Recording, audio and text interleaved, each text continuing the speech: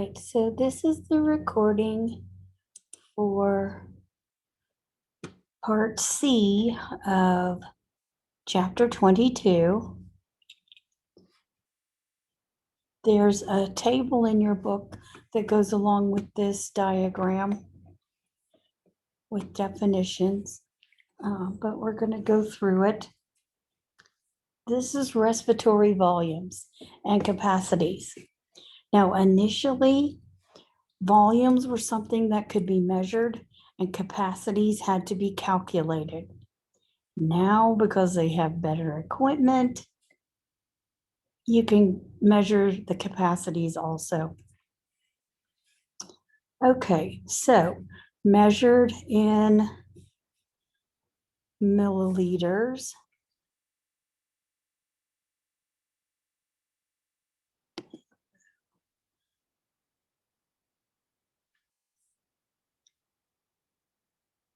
Okay, tidal volume is the smallest. Tidal volume is this yellow band. It's about 500 milliliters. It's the amount of air exchanged or moved during normal pulmonary ventilation. So we're not moving much when we're not thinking about breathing. And that's why when the doctor wants to listen to you breathing, they have you take deep breaths because they want to see how much you can actually move and hear airflow in all of your lungs, not just part of them, a small part. Okay, then we have inspiratory reserve volume. That's this pink. That's the amount of air moved during a maximum forced inspiration. So a deep breath in, the deepest breath in that you can take. So this is over and above what you would move with normal pulmonary ventilation. This is when the diaphragm is contracting more forcefully. This is when the external intercostals are contracting more forcefully. This is when it's getting help from the sternocleidomastoid, the scalenes, and the pectoralis minor. All right, so then you have the expiratory reserve volume, and that's the air moved with a maximum forced expiration. So this is when the internal intercostal muscles are contracting, getting help from the rectus abdominis and the external obliques.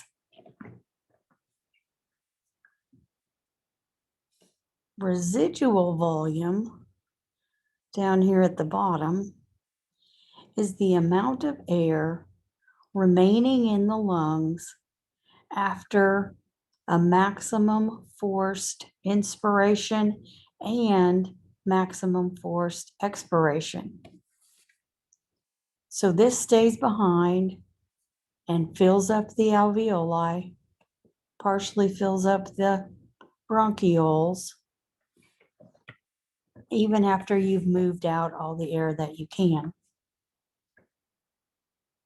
This is also associated with having the wind knocked out of you.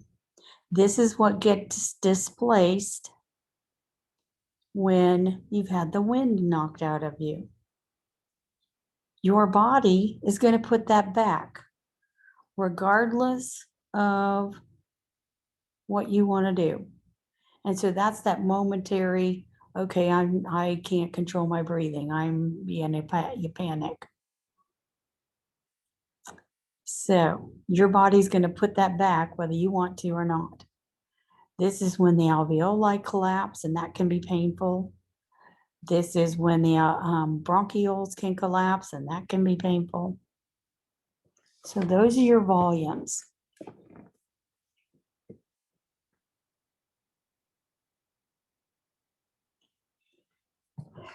Then you have the capacities. Capacities, the first one is called vital capacity. Vital capacity can be calculated by adding tidal volume, expiratory reserve volume, and inspiratory reserve volume. It's defined as the maximum amount of air moved with forced inspiration and forced expiration. So the maximum forced expiration and the maximum forced inspiration. It's called vital capacity. If you add residual volume to vital capacity, then you get total lung capacity.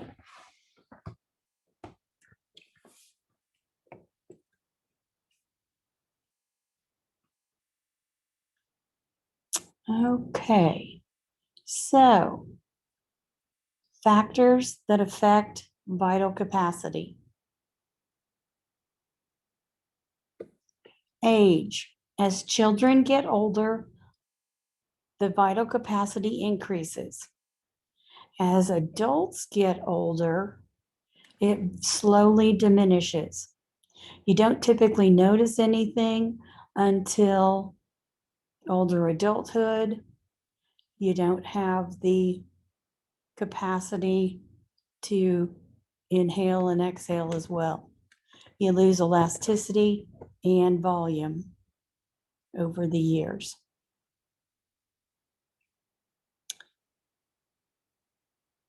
Physical size. The taller you are, the bigger or larger the vital capacity.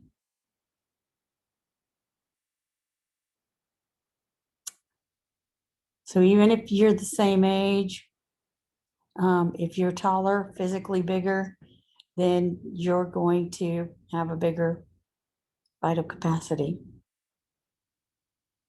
Gender. Males are always going to have larger capacities than females.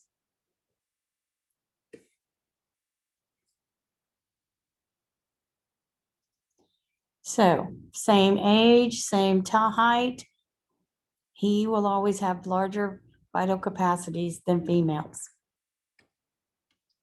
Okay, then you should have a place to define dead spaces. There are physical dead spaces and there are anatomical dead spaces. It refers to air that goes into the respiratory tract, but it doesn't get involved in alveolar gas exchange. So it doesn't reach the alveoli. Another way to define dead spaces is this is the air that gets trapped in the respiratory tract and doesn't get moved. So basically, it's the difference between tidal volume and vital capacity. Some of that just sits there until somebody forces you to take a really deep breath in and a really deep breath out. So dead space is just sitting there. And that can cause problems, especially if there's moisture and bacteria. Okay. Composition of air. And yes, I know this is an old version, but the newer ones, I couldn't get them to stay this big. So nitrogen gas is the most numerous gas in the air that we breathe. 78.6%. So if we're on the planet Earth, you're gonna have plenty of nitrogen. We use nitrogen to make proteins and DNA, phospholipids. So oxygen accounts for 20.9% of the air that we breathe. Again, as long as you've got hemoglobin and erythrocytes, you're going to have oxygen. Water in the gas state accounts for 0.5% of the air that we breathe. And carbon dioxide accounts for 0.04%. There are other gases present, but they're in what we call trace amounts. When we compare this, and that's all you need for your objective, but when we compare this to alveolar air, you're going to see the same kind of progression from largest to smallest. However, you're going to notice a difference in oxygen because we consume oxygen. We're going to bring it in and use it. We generate and lose water, so the percentage dramatically increases. Also, we're generating carbon dioxide. And this is why talking to your house plants is good for them, because they convert the carbon dioxide into glucose through the process of photosynthesis. And so talking to them and blowing out the carbon dioxide is good for them. It's also why we have to have trees and the ocean with the algae covering the surfaces of the earth. If we didn't have all the rainforests and we didn't have the oceans with healthy algae, we wouldn't have the higher oxygen content to our environment. And that's where they talk about fossil fuels being a problem and creating greenhouse gases, because we're generating more carbon dioxide and we're tearing down rainforests with the trees and plants that are converting carbon dioxide into glucose and generating oxygen as a waste product. Now, we don't think oxygen's a waste product, but when they carry out photosynthesis, that's what they generate, is glucose and and oxygen. So yeah, saving the planet is going to save our lives. Okay, that was my little soapbox on ecology and conservation. Okay, so second gas exchange, alveolar gas exchange. It's the exchange of gases between the air and the alveoli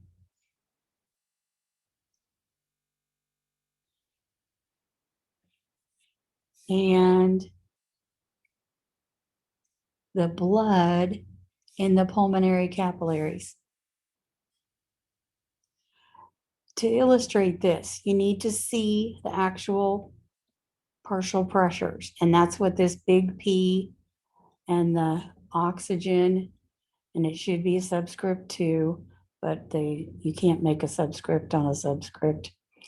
Partial pressure in alveoli air is 104 millimeters of mercury versus 40. Partial pressure for carbon dioxide is 46 millimeters of mercury in the blood and 40 in carbon in the alveolar air. So carbon dioxide moves into the alveoli, oxygen moves into the blood. So we're not exchanging one for the other, we're having diffusion.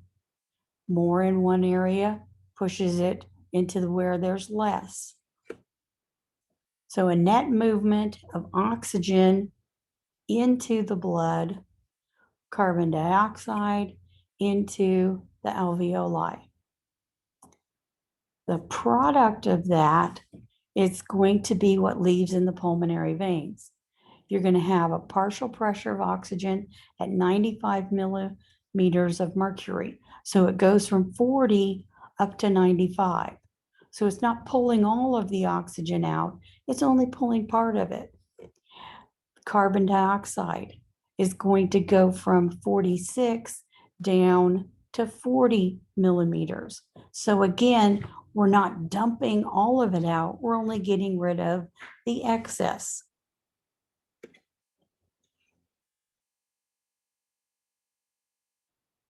Systemic gas exchange.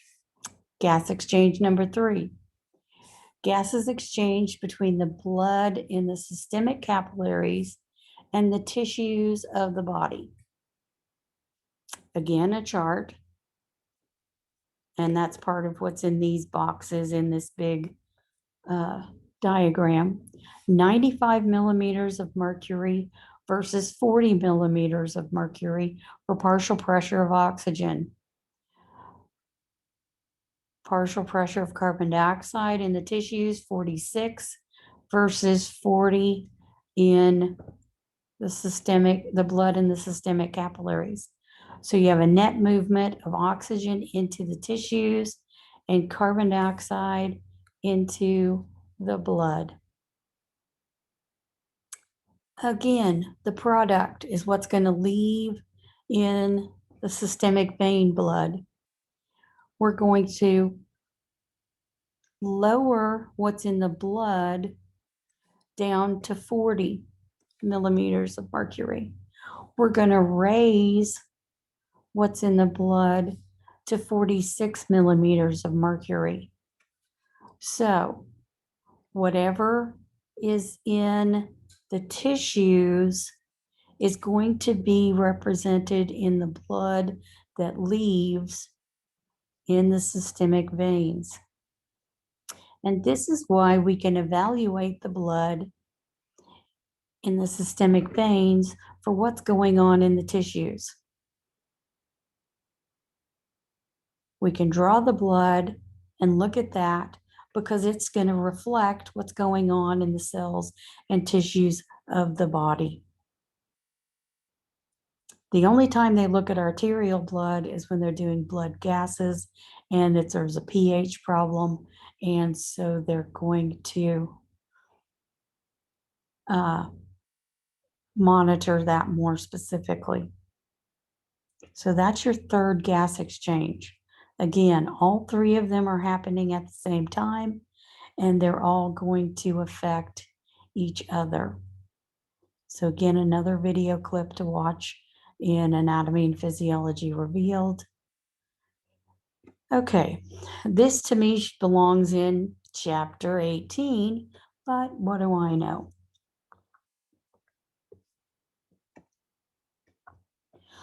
You've got 2 of these, but we only need 1 of them to show everything. So transportation of gases in the blood. For oxygen, 98.5% is attached to hemoglobin. 98.5% of oxygen is attached to hemoglobin. So as long as you have hemoglobin with iron in erythrocytes, you got plenty of oxygen. 1.5% is transported, dissolved into the plasma. For carbon dioxide transportation, 70% of carbon dioxide is converted into bicarbonate. HCO3 with a negative charge. And that's because it's a buffer. So most of the carbon dioxide is going to be converted into bicarbonate, which is going to act as a buffer.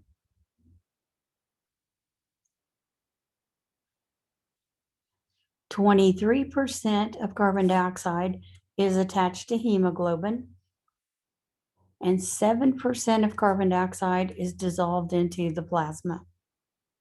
So again, as long as you've got hemoglobin in your erythrocytes in your blood, you don't got to worry about transportation or the quantities of those gases. Okay, some graphs we need to describe and keep an eye on. Here you have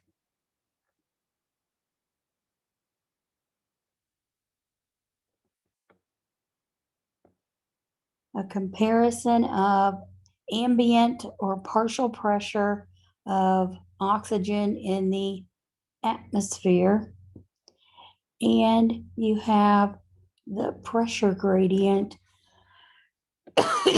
illustrating oxygen diffusion rates in blood. Okay, so in all these graphs, the blue one is the good one. Okay, so at normal or at sea level, 1 atmosphere, 760 millimeters of mercury, you have a normal rate of oxygen diffusion. When you move into a,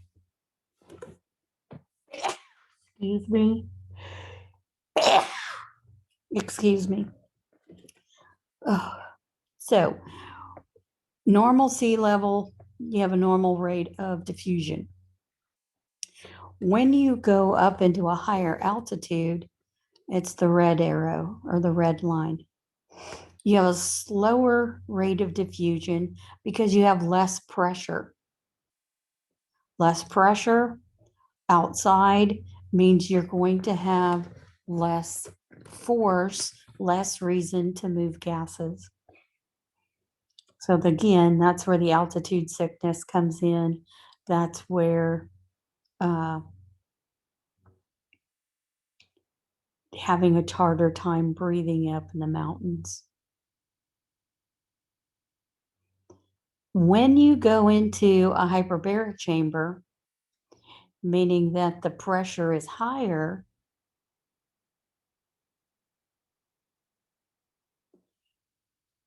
it actually increases the rate of oxygen diffusion. So in a hyperbaric chamber, you're at 3 atmospheres, which is 3 times the atmospheric pressure at sea level. Hyperbaric chambers were initially produced for treating the bends, which is coming up from the bottom of the ocean too quickly. Now we use them for treating burn patients, stroke patients, other people that can be paralyzed. The higher oxygen content is basically going to force oxygen into the tissues. And so it helps people with cerebral palsy and muscular dystrophies. They can't be as active. And so being in the hyperbaric chamber basically pushes oxygen into the tissues. So burn patients, they can heal more quickly. Stroke patients, I have one friend who had a stroke when we were in our 30s, and they didn't have one available for her until we were like in our 40s or early 40s. And she started getting some movement and flexibility back in her hands. And she didn't have that right after her stroke. I know someone who has a son who had cerebral palsy, and he used to get hyperbaric treatments. His grandma used to be the one to take him, so she was the one that got to sit in there with him, and her skin started improving, even though she was kind of elderly. She started getting more collagen production and less lines, wrinkling, because she got to sit in there with her grandson. But for him, it was helping with his muscles. And so he got muscle tone that he didn't get because he wasn't quite as active physically because of the cerebral palsy. So, spiel about hyperbaric chambers. Okay, oxygen saturation of hemoglobin. Those things they put on your finger, your toe, or your ear to measure your oxygen saturation. So, most of the time, you want to keep the oxygen saturation up here at about 90. As long as you stay above 78%, the oxygen will leave the blood and go into the tissues. Once you go below this, then the oxygen stays in the blood. So you're suffocating your cells, essentially. And this is where the monitors, like I said, typically go off at about 90, which is up here. And that's where you start seeing the most dramatic drop. As long as you're above 90, then you're great. Less than 90, they get worried. If you get less than 78%, you're suffocating yourselves. Sleep apnea. If you stop breathing or don't breathe as deeply when you're sleeping, then it's a problem. So that's where the constant pressure of the CPAP is going to work. Okay. Saturation, oxygen saturation and temperature. Normal body temperature, again, is the blue line. You have a normal saturation curve, so you have a normal diffusion rate. When you get too hot, it's going to lower the diffusion rate, so you have less oxygen available when you have a fever, when you get hot. When you get cold, it actually increases. And that's why more people survive hypothermia than heat stroke. However, there are a lot of chemical reactions that can't take place at that lower body temperature. And so that's where we're going to have that normal body temperature be kept higher than something that would actually increase. This is also why they keep surgical floors cold, so that it artificially is going to increase the saturation of oxygen. And so it's going to reduce the need, artificially, it's going to reduce the need for oxygen because you've got the lower body temperature raising that. pH, again, normal pH in the middle of that 7.35 to 7.45 is the blue line. When we become acidic, that's the red line. It lowers the oxygen saturation. When we become more basic, it raises the oxygen saturation. However, again, there are several chemical reactions that require the lower pH rather than the higher pH. Some require it, and this would be the pH just in blood. All right, not somewhere else in the body. One last picture. The problem with smoking or inhaling gases, inhaling fumes, inhaling dusts. This is normal. This is the carcinogenic or lung carcinoma. Now, yes, it's nasty. It's black. You got a big tumor here, but there's even bigger problem. It's missing large quantities of tissue. It's collapsed. Less tissue means less gas exchange. Emphysema, less gas exchange because there's less tissue. So if you're supposed to have a bunch of alveoli and instead you have a big pocket, you have less gas exchange, less respiratory membrane. And that's why, especially with emphysema patients, you can't put them on the 3 or 4 liters of oxygen that you usually put people on. It has to be more like the half a liter, because you would oversaturate the person with oxygen. All right, so that's the end of the respiratory chapter. The next chapter is going to be urinary system.